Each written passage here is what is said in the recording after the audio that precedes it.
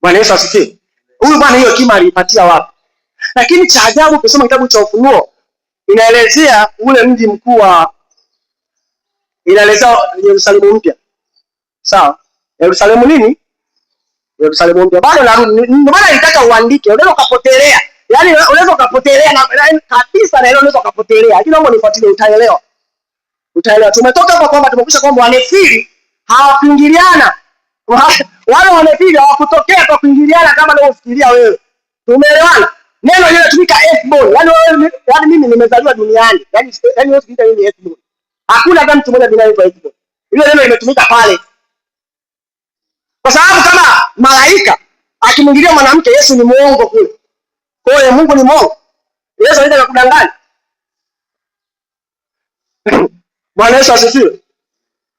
Kwa hiyo tunakuja kuelewa kwamba hii hekima walipatia wapi hawa watu? Men of renown, peoples of old. Ile neno men of old, yani ni watu ambao zinizungumzaji. Ni watu ambao wanaishi miaka ambayo wewe ndugu yangu yani kitukuu. Bwana Yesu asifiwe. Sasa hawa wanefili kwenye dunia yetu sasa hivi tunawapatia wapi? Nitajuaje?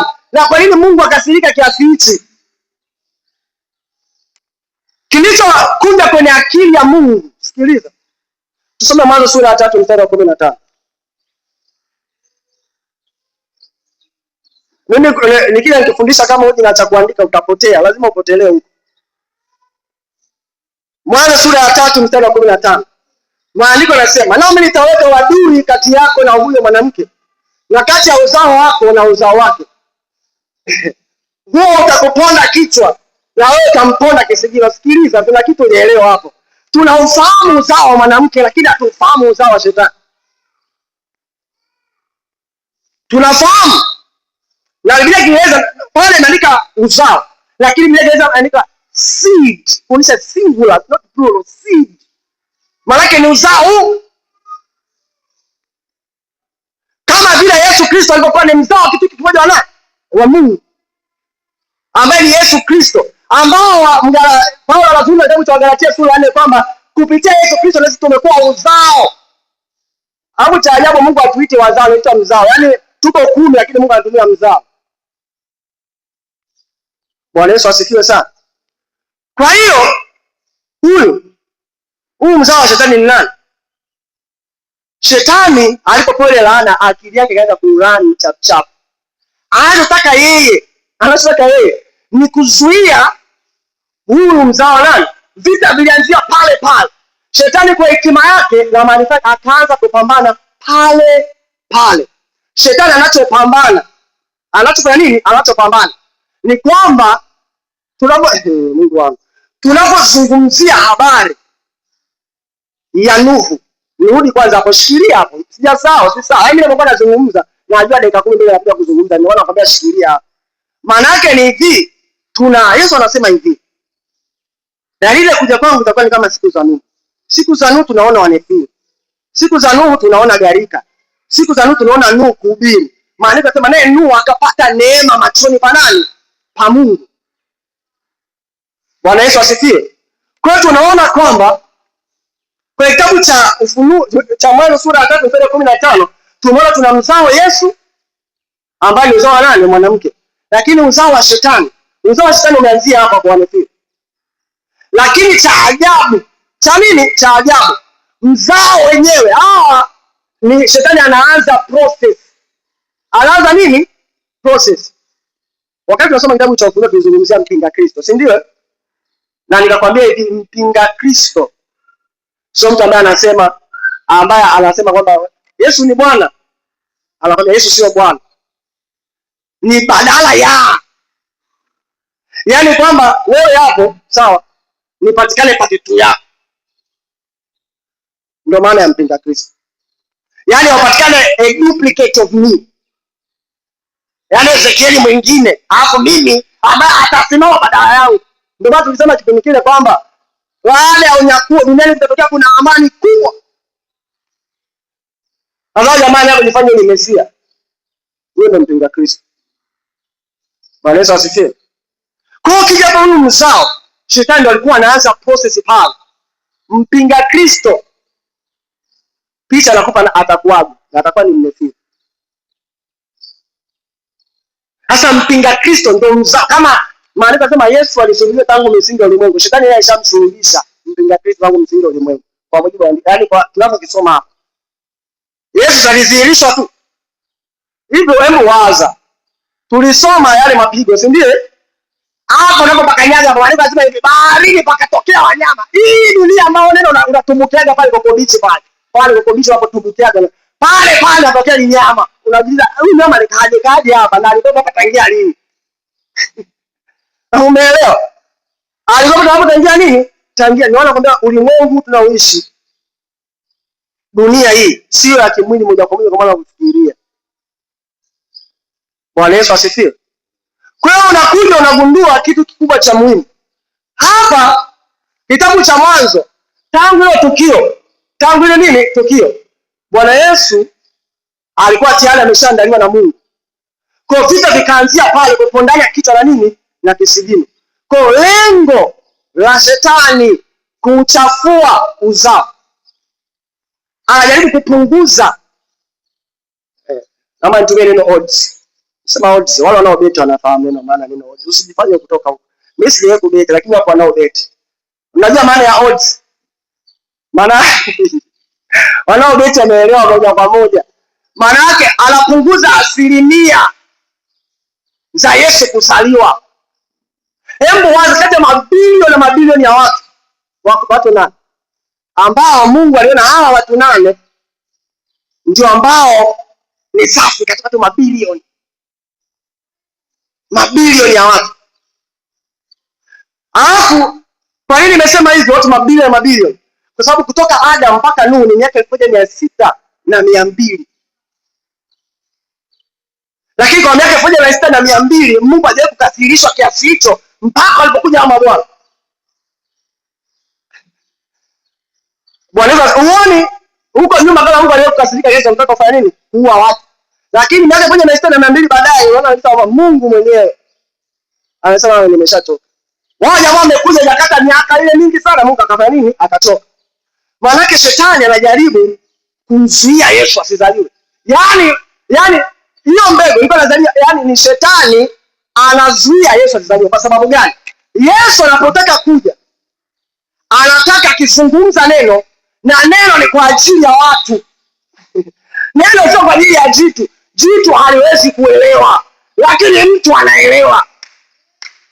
Wewe unaona kama unajiuliza huyu bwana inakuwaje kwamba mbona hicho alichokitenda haoni kama ni uovu? Anaona, lakini anajua mimi sio mtu. Just imagine anafanya uhalifu, anajiita yeye dragon, anajiita yeye panyarodi. Sasa yeye anaelewa neno. Kwanza hivi, unaweza kujiuliza huyu mwanamke mbona anaua watu wengi kiasi hichi? Kwa nini? Una hakika ni mtu? Una hakika ni mtu? Una hakika ni mtu? Kwa sababu gani? Kwa hiyo Mungu wakati anawaza Nuhu alikuwa anawaza kulinda uzao. Hebu chunguze Agano la Kale. Ni kama utumishi wa Mungu ulikuwa kama ni wa kifamilia. Ona pini kwa sababu gani? Musa, Haruni Miriam haya pale. Akaona itoshi, Walawi wote nyie mtakuwa. Tena Mungu anajilinda. Amelini, ninyi kaeni huku. Kwa nini Mungu azimetinwa hao? Naomba mstoke. Kaeni huku ndani.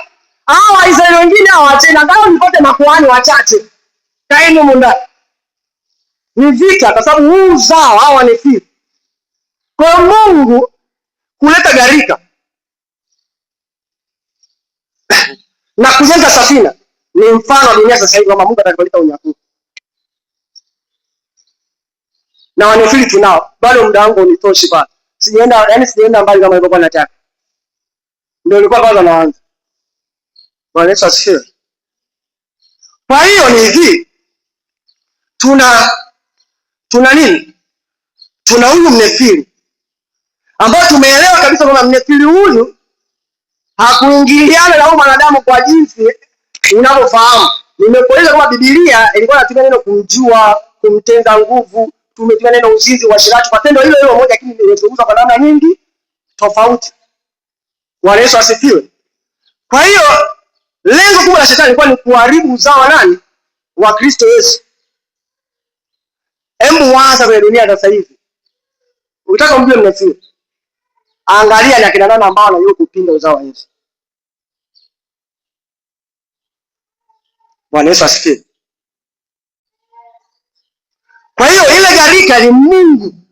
Wale leo waua wale sio watu unavyofikiria wewe. Kwa Mungu wewe wale sio watu. Kwa sababu gani? Ile neno flesh, nimekwambia ile neno flesh. Sawa, ile neno nyama ambayo iliandikwa pale nimekuonyesha. Nimekwambia kwamba ni dhambi, ni uharibifu, ni mchanganyisho wa vitu. Na nimekwambia mwaka 2008 waligundua mfupa wa mwanadamu ambao wanasema huyo haiwezekani kama mfupa ni wa mtu, lakini DNA sio ya mtu. Bwana Yesu asifiwe sana. Nachotaka nikwambie ni nini? Hiyo ilikuwa ni sehemu moja hapo tu, dalili. Kuna dalili nyingi. Nilikuwa nataka kuonyesha mpaka ushoga ulianzaje. Wanefili. Ndio walileta ushoga, wanefili. Ningekuonyesha kwenye maandiko, muda wangu unitosha. Huu ushoga uliingiaje? Sijapita kwenye kitabu cha Yuda. Bwana Yesu asifiwe.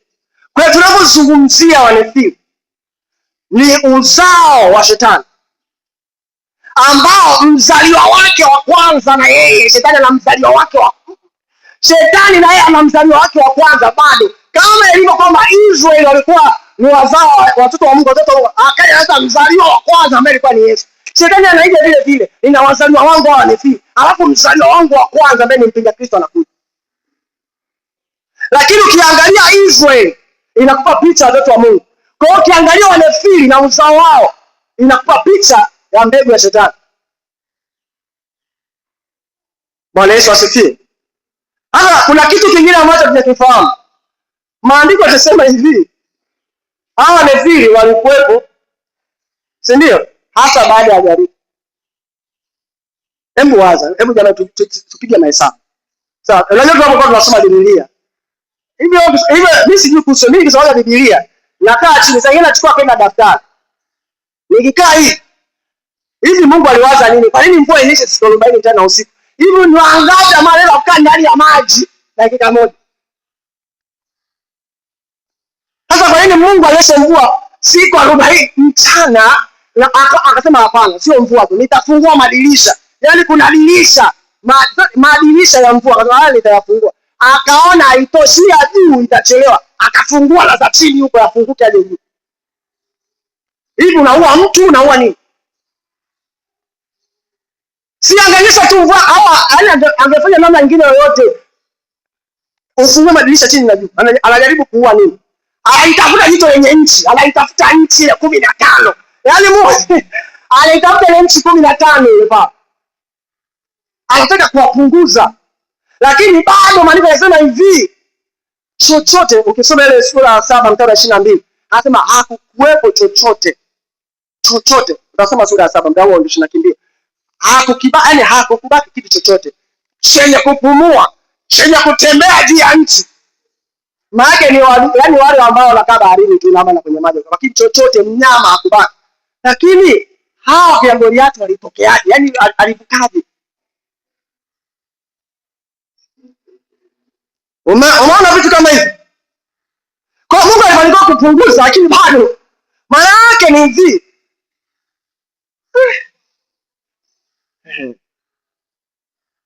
Bwana Yesu asifiwe. Nataka niwape summary kabla sijamaliza. Maana yake ni hivi. Wale watu nimekwambia they were men of renown. Walikuwa ni watu mashujaa, watu peoples of old. Nimekwambia hekima yao haikuwa kama ni mwanadamu wa nini wa kawaida. Ningekupa mfano mwepesi. Hivi mwanadamu gani wa kawaida anaamka ataweza nini atumiki bomu? Si ndio? Hivi unawezaje wewe kama malaika ukijua kabisa Mungu aliyekufanya ambaye yuko mbinguni? Ningesoma Warumi sura ya 1 ungeelewa. Yule malaika yuko mbinguni, kaja duniani. Anawezaje kuwaza kama anaweza kumwingia yule mwanamke? Na akijua kabisa kwa asili yake na alipofanywa na Mungu hawezi kumwingia yule mwanamke. Lakini kwa sababu wale nao walikuwa ni wafasi wa shetani, sawa? Bwana Yesu asifiwe. Kwa nafasi wa nani? wa shetani. Na wao walipendezwa sana na matukio ya shetani, naona wakataka kujaribu. Wakatafuta kwenye hekima yao nyingi walizokuwa nayo. Maandiko yanasema hivi, nao wakala vyakula vya malaika. Vyakula vya malaika mbinguni watu wanakula au nini? Ili ya mjilizaji hivi vitu. Hao tunasoma kwamba wakala chakula kilichotoka nini? Mbinguni. Kilichopikwa kwa mpiko wa malaika. Nikakwambia hivi, yule mnefili aweza akawa anakuja duniani hapa anakula tu matikiti maji na kula wewe, mtu anafuta anashiba. Lazima kwa hekima na maarifa ambayo sio ya kidunia, ambayo yanakuja kwa namna ya kishetani. Hivyo kuna nguruwe ambaye hajazaliwa kwa kuzaliwa. Unanielewa? Hajazaliwa kwa kufanya nini? Kwa kuzaliwa. Ninapozungumza sasa hivi, wanasayansi wamefanikiwa kuchukua mbegu DNA ya mwanadamu kuipandikiza kwa nguruwe. Tunapozungumza China wana nguruwe mtu. China na nini? Wana nguruwe mtu. Alikufa baada ya miaka mingapi? Wanajitahidi kutengeneza nguruwe mtu. Ukiuliza kwa sababu gani wanasema hivi, tunataka wanadamu mafigo yao yakifeli tu tutasaidia kupata mafigo. Kwa mimi ambaye lazima Biblia inajua huyu mjinga huyu wanajaribu kumsaidia shetani kazi ya kutengeneza mpinga Kristo. Bwana Yesu asifiwe. Kwa sababu utasoma kwenye maandiko kuna mali kama mpinga Kristo atapigwa pigo la kumfisha lakini hakufa. Wewe mtu gani upigwe pigo la kufa na usife? Isipokuwa wewe sio mtu. Yaani wewe kama ni mtu kale pigo maandiko yaliposema lazima ufe. Lakini umeona hakufa. Hata kwa nini usife kwa pigo la namna hiyo? Kwa hiyo maana yake huku tangia tunapotoka ni shetani anafanya experiment kujaribu kumzuia Yesu. Kwa hiyo maana yake ni hivi, shetani tunafikiri kwamba anajua vyote, hajui. Hekima yake imetiwa giza. Wao wanasema kama waangalijua asingemsulubisha, maana yake shetani anakisia. Kwa hiyo alipoona plani A imekufa, uzao wake ule uko mtatizo. Mnefili anaweza kumfuata watu nane waliobaki. Watu nane waliobaki ni wa uzao wa kikuhani. Huwezi ukafanya ujinga, haiwezekani. Na walikuwa wamefanya nini? Wamepungua juu ya uso nini? Wa nchi, lakini walikuwepo wengine. Hiyo ni somo la siku nyingine kwamba waliponaje, ni somo la siku nyingine. Bwana Yesu asifiwe. Kwa hiyo utakuja utaelewa ukijaribu kutafakari. Sasa kwa hiyo shetani anajaribu kumpinga Yesu mzalimu. Tunaona asili ya tabia. Biblia wote tunasoma kwa umakini. Hawakuishia kukuelezea mnefili, wakakupa na sifa. Wanefili wengi ni watu ambao wamekaa kwenye maeneo ya nguvu. Watu ambao wanaweza kuamua hatima za watu wengine. Yule mnefili alikuwa anaweza kuamua hatima ya mtu. Waanze wakajitwalia. Hebu wazo umezaliwa, unawaza olewe na mtu fulani, au jamaa yote anajitwalia. Malaki anaamua hatima za watu wengine. Ile yani ni sifa. Anaamua hatima ya nini? Yuko kwenye eneo la nafasi. Anakuwa men of renown. Watu maarufu. Bill Gates alikuwa anaongelea kupunguza idadi ya watu duniani. Na watu mmekuwa wengi, tupunguze. Upunguze watu. Kwa hiyo usianze kupungua wewe. Kama dunia ina watu wengi sasa hivi, resources ziko chache, kama vitu viko vichache. Yaani kama idadi ya watu ni wengi kuliko idadi ya watu. Ukiangalia hizi tabia unaona kabisa ni mnefili. Roho ya unefili iko ndani yake. Kwa hiyo sasa ndio na experiment zamani wanefili walikuwa na mili mikubwa ni machitu. Baadaye akaanza kuadvance. Anaanza kuadvance. Angalia Yesu anaenda Nazareo. Maandiko yanasema hivi, wakaolewa watoto wenye miaka chini ya 2 na juu ya 2. Hivi mnafahamu kwamba wanateolojia wameelewa kwamba ule mwaka aliozaliwa Yesu peke yake ndiye alizaliwa. Kwa sababu shetani alihakikisha kwamba watoto wote walikufa. Kwa hiyo Yesu alikuwa nimetoka kufanya 99. 99. Wewe isiji. Yaani wewe ukonaje mwaka 99 utuambie. Kwa hiyo utagundua kwamba Mungu na shetani Mungu alijaribu kuongeza uzao wake. Shetani alijaribu kupunguza, kuongeza. Kwa hiyo hivyo walikuwa naenda. Bwana Yesu asifiwe sana. Kuna vitu vingine sitavizungumza hapa wakati tunajifunza kitabu cha Danieli. Kwa sababu tulisoma kitabu cha Danieli kama kanisa, lakini hatukusoma ile kitabu kwa pamoja. Amina. Huyu mpinga Kristo tutamongelea zaidi kwenye kitabu cha nini cha Danieli. Kwa sababu hivyo ndio ile mpinga Kristo atakuwa shoga. Hivi ndio mnafahamu maandiko yameandika hivyo. Hivi mnafahamu tutaona Danieli amezungumzia kwamba he shall have no desire of woman. Danieli 11. Hivi inawezekanaje kwamba wewe mwanaume hutaki mwanamke? Maana kama na machaguo mawili, kama hutaki yeye unataka bibi. Yaani shida niko kwenye upande wa kupunguza idadi ya watu. Kwa nini Mungu, nimaliza kwa kusema hivi. Kwa nini shetani anapangilia? Kama ulisahau vyote unaelewa vyote, shikilia hichi. Kwa nini shetani anapambana kuchafua uzao wa Mungu? Kwa sababu neno la Mungu ambaye anaweza kulielewa ni mtu. Yesu anazungumza na wana wa Israeli, anambia hivi, ninyi mngelikuwa ni watoto wa Ibrahim, wale ambao mimi nilikutana na Ibrahim akafurahia siku zangu, msingelitaka kuniua. Mtu ambaye ni mtu akiduria neno la Mungu lazima lipokee. Ili usilipokee neno la Mungu inabidi usiwe mtu. Kwa hiyo wakati Mungu analeta gharika alikuwa haui watu. Kwa jicho la Mungu alikuwa nini? Ni watu. Akasema all are flesh. Dunia nzima ilikuwa watu ambao sijaelezea zaidi, nitakuonyesha nafikiri of course kuna leo ilikuwa zamu yangu. Kulikuwa kuna mtumishi ambaye ndio asimame lakini akapata dharura. Amen. Kwa hiyo kijana ataendelea. Alafu akimaliza nitaendelea. Ndio maana nitaka uandike. Amen. Kwa mimi nilikava tu nafasi kama kiongozi wa maandiko. Amina, watu wa Mungu. Ndio maana nitaka uandike ili tukija siku nyingine unaokuwa umepitia na umefuatilia kidogo uelewe nini ambacho kinafanya nini kinaendelea. Kwa hiyo ni hivi. Ndio maana Nuhu alihubiri miaka 120 hakuna aliyokoka zaidi ya familia yake. Kwa sababu wale sio watu. Uwezo kuhubiri miaka 120 hakuna mkaokoka watu 8. Yaani sababu mchungaji hapa atoke na Biblia yake ahubiri miaka 120 na pia na mke wake tu ndio aende mbinguni. Bwana Yesu asifiwe. Kwa hiyo Mungu hakuua watu. Maana yake wale wanefili walihakikisha kwamba ulimwengu ulichanganywa DNA ya kishetani. Bwana Yesu asifiwe. DNA nini? Ya kishetani. Kwa hiyo alikuwa na practice hivi. Bwana Yesu asifiwe. Kwa hiyo tumezungumzia vitu vingapi? Tumezungumzia wanefili. Tumezungumzia dalili za siku za mwisho. Kwamba msidanganyike kwa sababu uongo utakuwa ni nini? Ni mkubwa sana. Na uongo huo unaletwa na wanefili. Ambao wanefili hao tumeona tabia yao.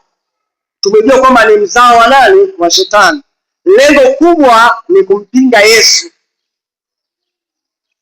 Ni kufanya nini? Kumpinga Yesu. Tumeelewa? Kwa nini? Ile gharika ikija ambayo ni unyakuo tubaki. Tufanya nini? Tubaki. Kwa fanya maamuzi. Ujaribu kuangalia maisha yako jinsi yalivyo. Pima tu. Nilitamani niongelee sana kuhusu habari ya mtoto asiwadanganye. Ningesoma kitabu cha Warumi sura ya 1. Tungeelewa vizuri zaidi. Kwa hiyo naomba usikose. Mtumishi wa Mungu ataanza wiki ijayo atafundisha vizuri akimaliza.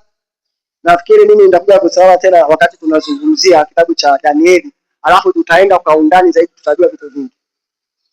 Amina, mtu wa Mungu. Tumeelewa. Nimerahisisha vitu.